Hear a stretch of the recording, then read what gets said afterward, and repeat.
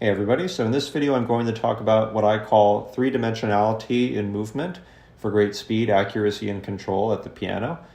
And it's mostly going to be about exploring different possibilities for wrist and arm movements at the piano, assuming that you have a certain amount of relaxed weight. Now that you have this relaxed weight, how do you carry that weight around using different movements such that you can continue executing passages with ease beautifully? It's often about transferring that weight onto your fingers using various different types of wrist and arm motions. So we'll talk about some of those. And I'm a big fan of teaching students to be able to derive their own technical movements. So even at very high levels of music making, a lot of the time the teacher will merely prescribe, as in for this passage, definitely use this motion here, or definitely do this alignment here, definitely use an arc, or definitely use a rotation there. But as we all know, we all have different sized hands. We all have different shaped hands. So what for me might be a rotation or something, for another student, they might perceive it more as an arc. It's also about perception as well too. And I want to teach them to be able to derive some of their own technical solutions through this idea of three-dimensionality that I talk about. And on this channel in general, I hope to share with you strategies, thoughts, methods, insights, etc., often of my own creation, that I hope will help you in your piano playing, hopefully even other areas of your life as well. And as I talk through some of these concepts, it's going to be very interrelated with other ideas in my physical methodology.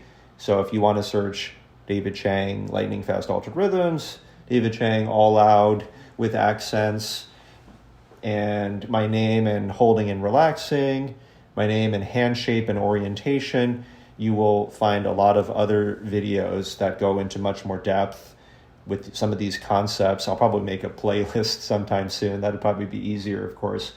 So this is the general idea, like I said in the beginning of the video, of what are the types of motions that can move around this weight. So again, I'm envisioning you have found this very pleasant, great heaviness that is found really through mindfulness and contemplation to some extent, as in you really, like, even when you're just sitting here not doing anything, if you have tension in your shoulders and so on, well, you might need to do some meditation, or you might need to see a specialist possibly if you carry chronic tensions around. But assuming that you reach the point where you feel relaxed overall, you feel nice and heavy and pleasant and everything, how do you then move this weight around onto your different fingers? Some of it could be through these types of motions, some of it could be through these types of motions. And obviously we're three-dimensional beings. Really every motion that we're doing is three-dimensional anyway. But I talk about three-dimensionality because I think that when I'm purposely thinking about all the different dimensions and ways through which we can move, there are movements that occur to me that wouldn't otherwise have occurred. Like, for instance, I might think like, oh, I can only move this sort of way, but in fact, I might have missed this opportunity to move this way in a kind of walking forward sort of motion. Or perhaps I'm moving a little bit more diagonally this way. Or maybe I'm thinking like, oh, I can do some kind of a wrist motion, but really I could also involve some kind of circle as well too. So it's not, often people get stuck in sort of false dichotomies, or they get stuck in what they feel like is a binary choice, for instance, between a wrist motion and a forearm motion, or between like a rotation and an arc, or between a circle and something else, when in reality, there are many different things that you can combine. Every single thing that I just described is likely a gradient of many, many different possibilities. So I'm just trying to open up some of your imagination as to the possibilities that are open to you. And just as a very brief review, or I guess it's not a review if you haven't seen the other videos, but I'll just give the very, very brief version of some of those other videos.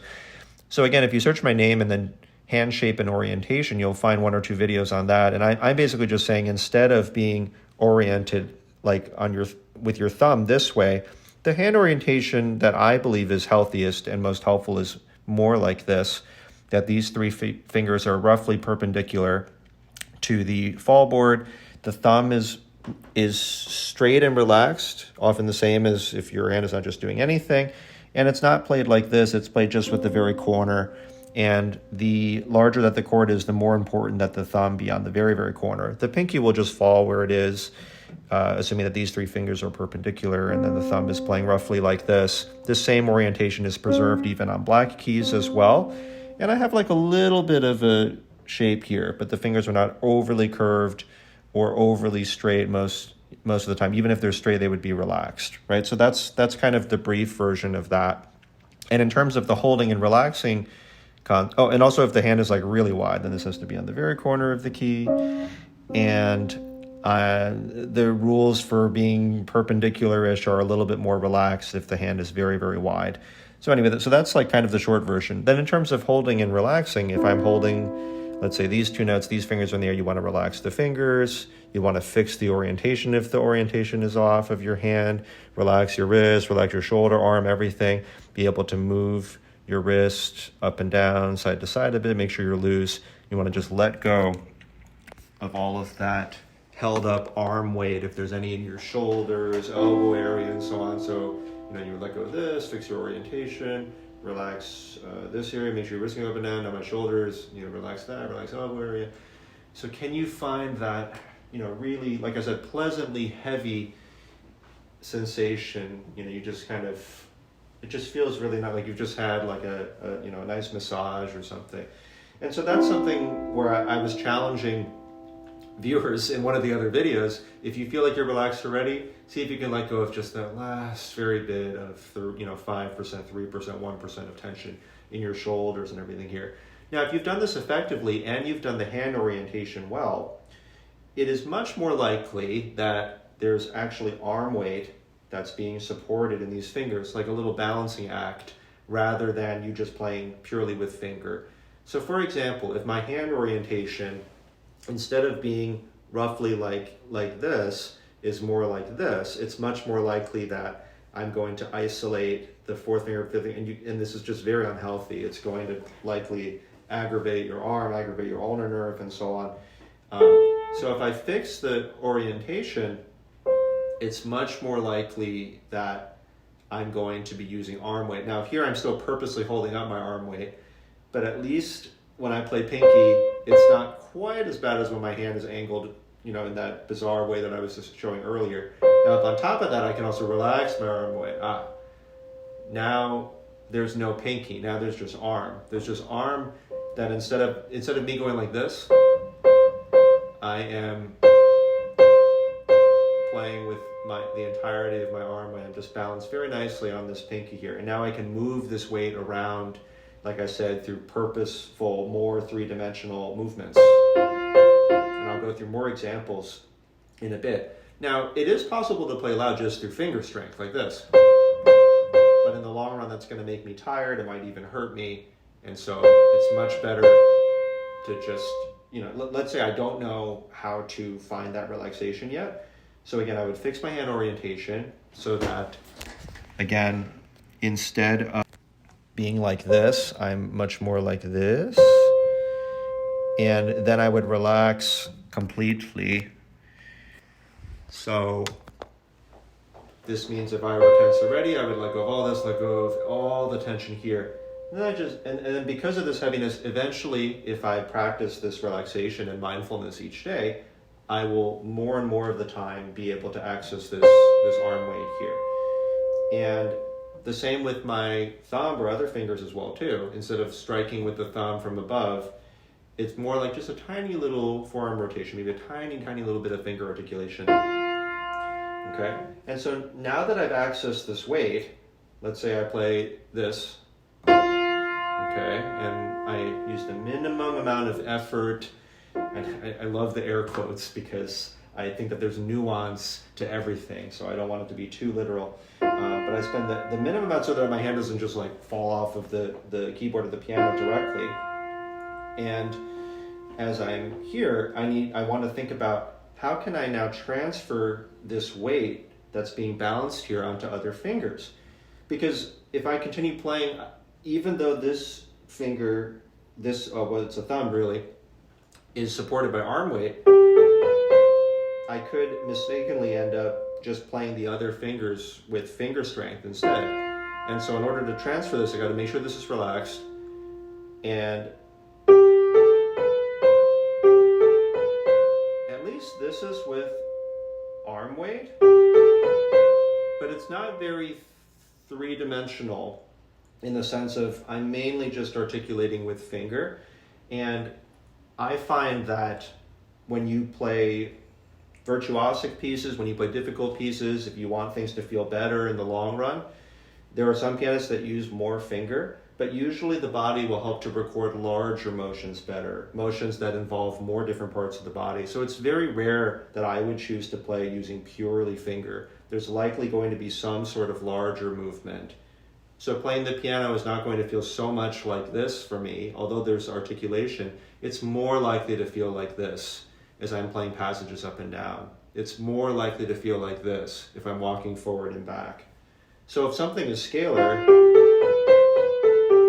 a lot of the time I might use sort of a walking forward and back motion. I want to see if my wrist, is that literally moving? So I wouldn't do like, that's just kind of sliding back and forth. I thought this was up, but it's not. I would want to see, is this wrist actually moving? And I'll show you here as well too. So instead of, or,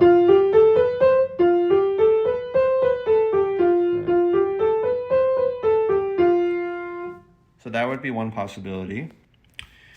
I think, so for scalar passages, like let's say that part of Chopin Opus 10 number 4, if I use my little accented strategy, I am, even while I'm doing this, instead of just playing finger, even if that were relaxed, it's still better to involve more wrist and arm.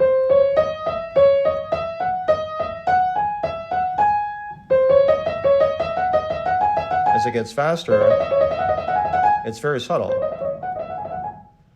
but there's still this little motion back and forth. I'll show you from this angle as well, the walking forward and back. So this is kind of notes that are more close together.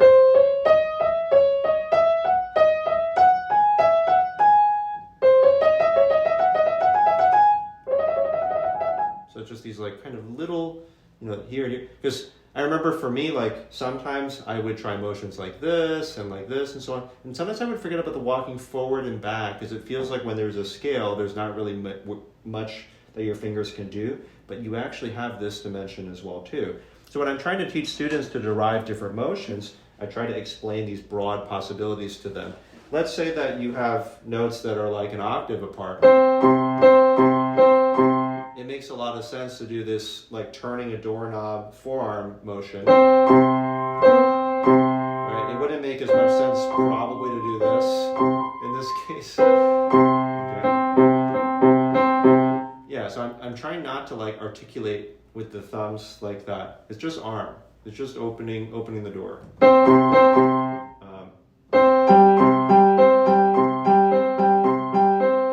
Let's say I'm playing something like Philip Glass's Mad Rush. These are like arcs or circles that are going inward.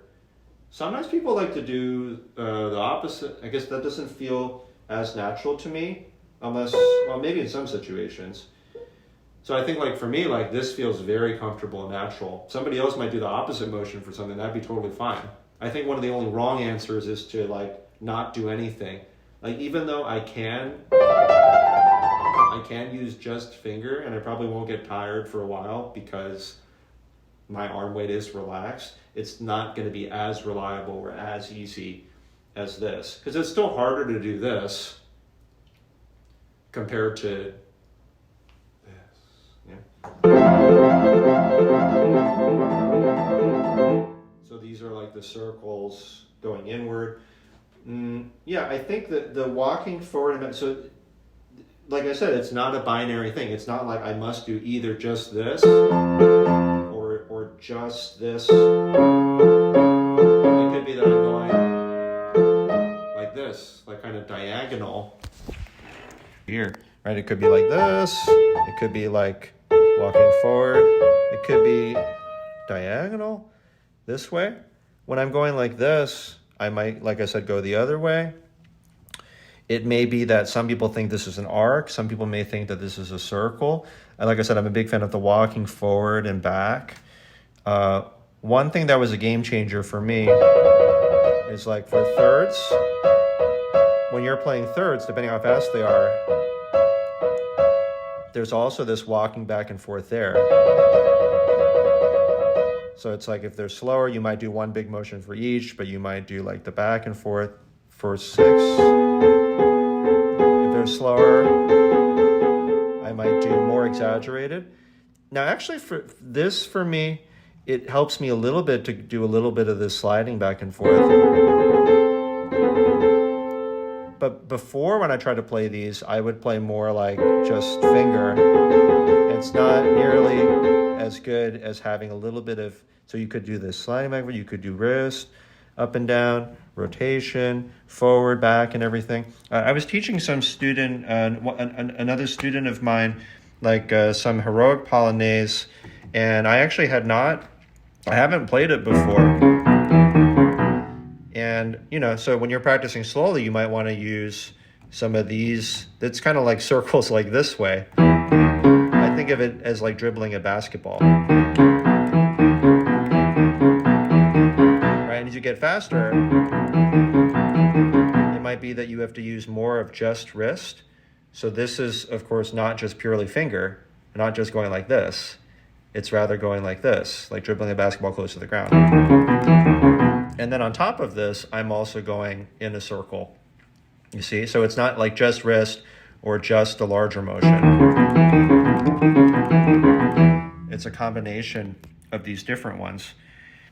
And along the lines more of dribbling basketball, I think I have like another YouTube short where I'm demonstrating this. So to me, this is like dribbling basketball is pretty high off of the ground. Using both wrist looseness and arm looseness as well. And as you get closer to the ground, it's more like just wrist.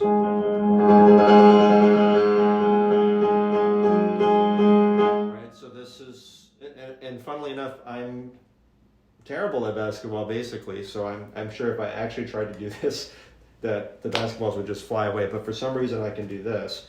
So yeah, so sometimes just this kind of like waving, flapping motion, I think that helps me a great deal with chords, octaves, and so on. I mean, there's a lot of other stuff that goes into it too, but here I'm just broadly trying to talk about wrist and arm movements.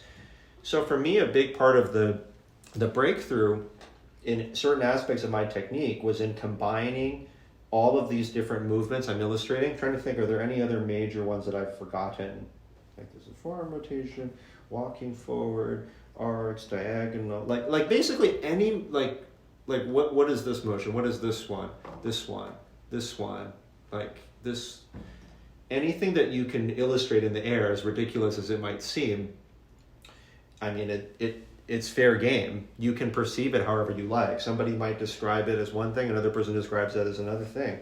So one of the biggest breakthroughs, or some of the biggest breakthroughs I had, were in combining these aspects that my great teacher taught me with the other aspects of my physical methodology. So some of you, if you've been following the channel for a while, I talk about the layering of strategy, but indeed technique and most everything I think should be layered. It's just, you have one spinning plate and then you add another spinning plate. So for me, I might be doing all out with accents practice, which you can search, my name and then all out with accents. Be like, I'm doing that in combination with my metronome cycling, in combination with lightning fast altered rhythms and so on. And I'm using my logical methodology, which has many, many, many layers all on its own. And then while I'm doing that, I'm trying to incorporate healthy movements. Right,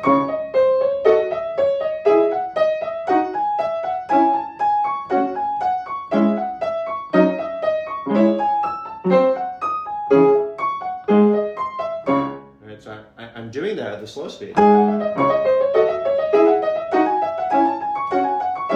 so that's probably enough of an example. normal. But basically I can exaggerate more at these slower speeds. And I would find through all of those things, through holding and relaxing as well, like all of these different layers of things, eventually that allowed me to break past the next speed barrier, or to become more accurate, or to become more relaxed.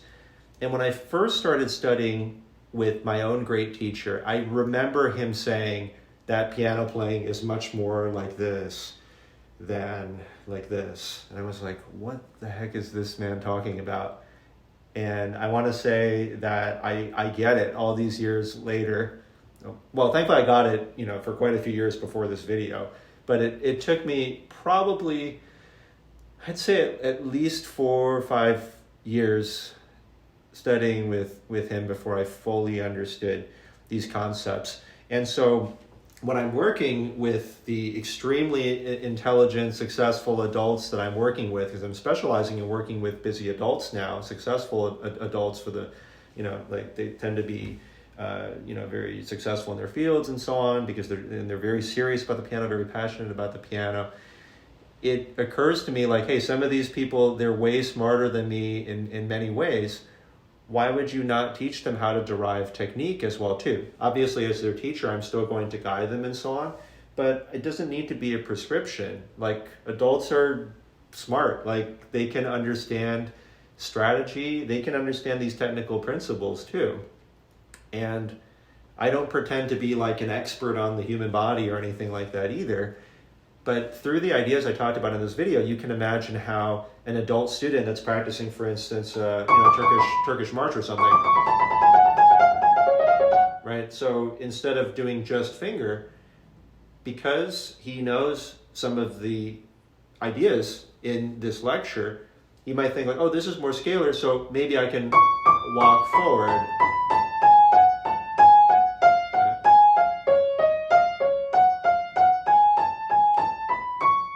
Doesn't even need my instruction in order to figure that out. And then of course he can check with me to see if he's doing it right. Or somebody else starts practicing ocean etude, and